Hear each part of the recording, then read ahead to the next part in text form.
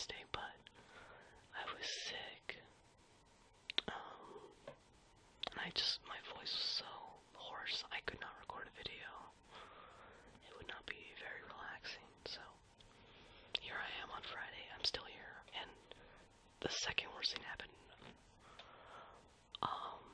My graphics card failed.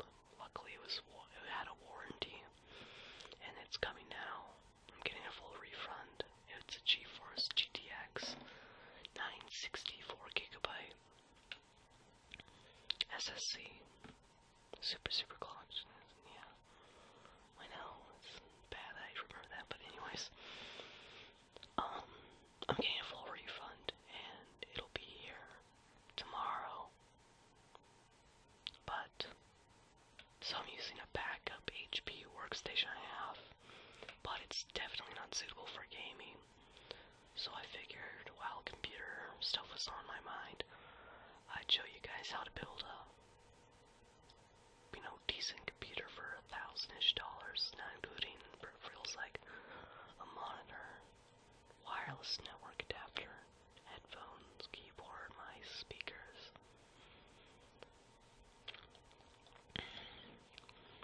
But here it is. I started off with, oh, by the way, if you are not that great at computer stuff, I will be explaining as much as I know about computers in this episode-ish thing, this one-off. I may do it again if you guys like it. But, anyways, the first thing is the CPU. And if you don't know what a CPU is, it is a central processing unit. It's where all the data is processed. It's, not really sure how to explain it, but it's the brain of the computer, if that helps. And usually a CPU will have 6 or 2 to 4 cores. This one has 6 cores, I believe, to make up, yep, right there, 6 cores, to make up for, I'm guessing, the lack of hyper-threading, which is an Intel thing.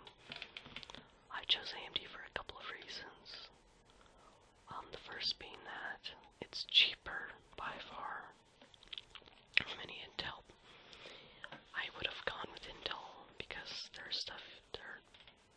CPUs use less power and they produce less heat. But an i7 it's overkill and it's expensive. The i5s are definitely warrantable for a computer, but they're $220 for the newest one. The i3s only have 2 cores, and the Pentiums only have 2 cores as well, and I believe they don't have hyper-threading at all. So I went with AMD FX 6300, it's the FX series. I believe it's also the Versa. It has a 3.5 GHz speed, which is pretty fast, and it's single core performance, or when it only uses 1 core, it's very fast.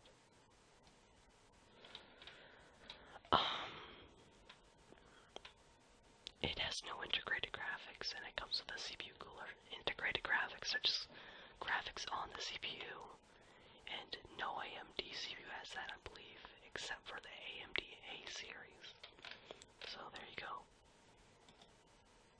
Oh, and the website I am using is pcpartpicker.com.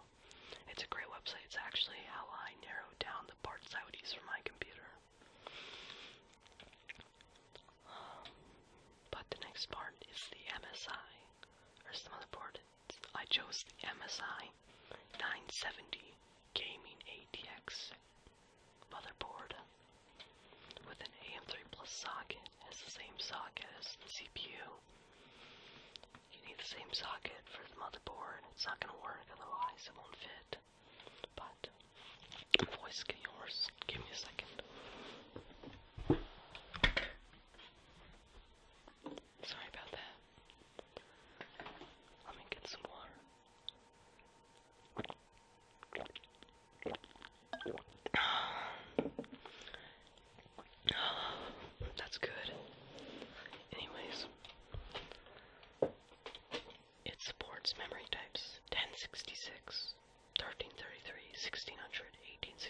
in 2133,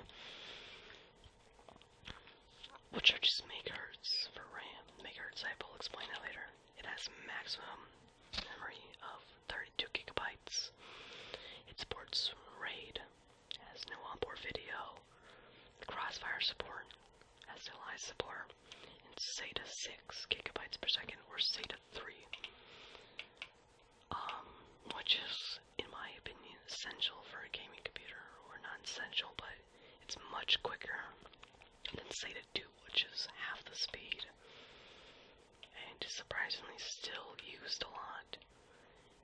And I believe this motherboard also has USB 3.0 for USB 3.0 headers, which is USB 3.0 in the front.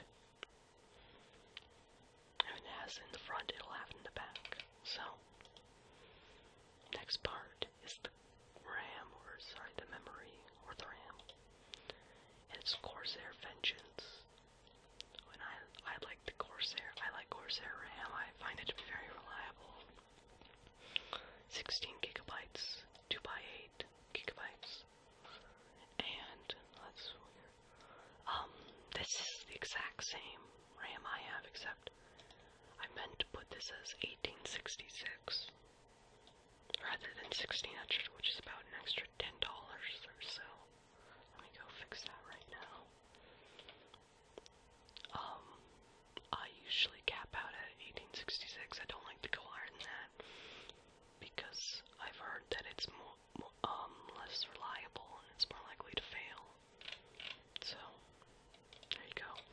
And 8 gigabytes is perfect for a $600 build. But if you have $1,000, just shell out the extra money and go for 16 gigabytes. Because if you like to record, stream, play music, do a lot of things at once, you may notice it starts to slow down a bit. So here it is, Corsair Vengeance Pro. This is exactly what I have in my computer. It's the same thing. And this is another thing, it's the same my computer. It's an SSD, which is a solid state drive. And they are phenomenally faster than hard drives. And it's usually what people would put their operating system on, which is, Windows 7, Windows 8, Mac OS.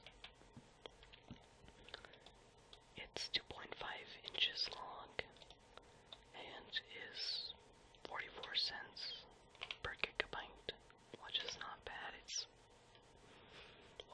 I bought everything off Amazon, by the way, and I usually go to Amazon because it has a great return policy. It's $56 off Amazon, which is very good. It's 120 gigabytes. If you have a little more money, I would definitely suggest going for 240 gigabytes. But I find 120 gigabytes to be perfectly respectable. So, next build part. The Western Digital Black Series 2 terabyte hard drive. Normally I wouldn't spend so much on a hard drive, but the Black Series is extremely fast and it's a lot of storage space. Really, honestly, it's just mass storage. YouTube videos take up a lot, games take up a lot, and it's still very cheap for 2 terabytes of hard drive. It used to be that a terabyte of hard drive space was $100, so oops.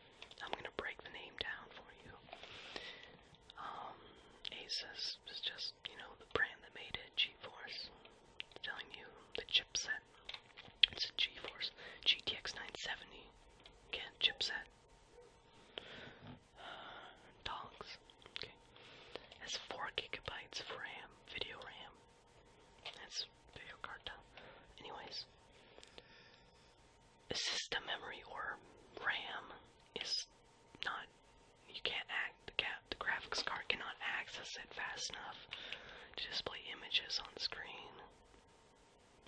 And the video card, or the graphics card, is used to quickly render 3D images onto the screen.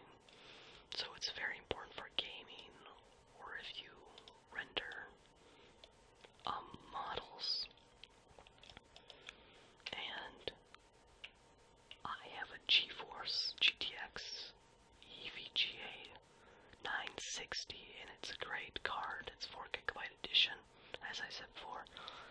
But I do wish I went for the 970 instead, because the speed, performance you get for the graphics card for $70 extra is really, it's great. It's the best bang for your buck out there. But it does have one issue. I would not recommend this for 4K gaming, which is 3160 by 2140, I believe. I don't know, forgive me if I'm wrong. Because it has 4 gigabytes of VRAM, which is already not enough if you're using more than one monitor, I believe. If you don't have enough VRAM, you're gonna notice a drop in frame rate not for modeling 3D images, or I suppose so at least, but for also games, there'll be a drop in frame rate, so you don't want that to happen. But it goes a little worse than that. 970 only has 3.5 gigabytes of memory that are accessible at the full speed of the graphics card. The other 512 megabytes are only accessible. They're still accessible, although at a very small speed, almost 1/7 of that speed, this original speed. So it results in a big drop in performance, but if you're using 1920 by 1080, it's definitely going to be enough for one monitor, 2 monitors. I don't know about 3 monitors, but yeah, if you have 3 monitors, you don't have a $1,000 computer, you have a $2,000 computer or something like that, because that'd be $900. For graphics cards, I would recommend getting 2 or 3 if you had triple monitors, or even the 980. But anyways, it's a great card for the money. It has HDMI, but I would not recommend using HDMI. I would use DisplayPort or DVI Dual Link, one of those, but definitely not HDMI, because this graphics card can reach 120 frames on any game you play, any game, I bet. Except for, I don't know, NASA Liftoff Protocol.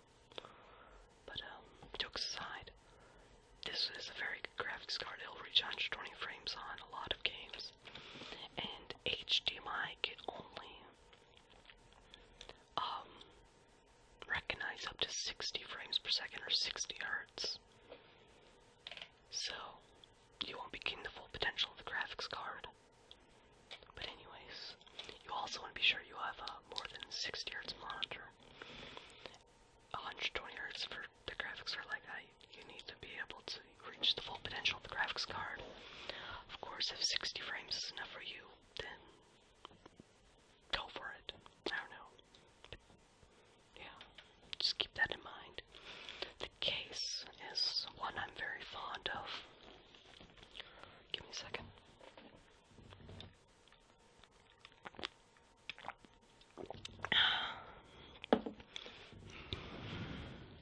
That's good.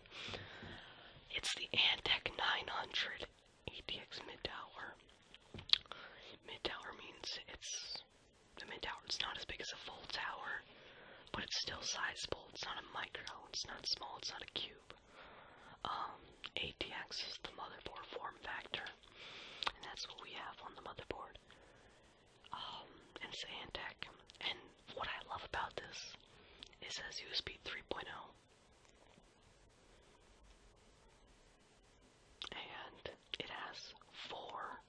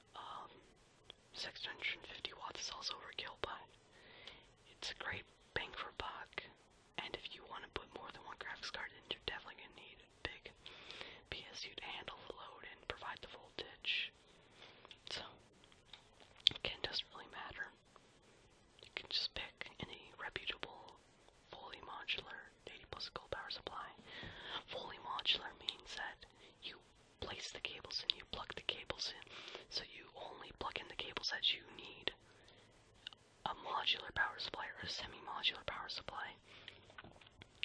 Means that all the cables come pre-attached for the non-modular power supply, and the semi-modular means some cables come pre-attached. Fully modular costs more, but it cuts down on cable management a lot. Optical drive, not really important. You need that to install Windows and your drivers for all your stuff, and that's about it. So I just went for $20.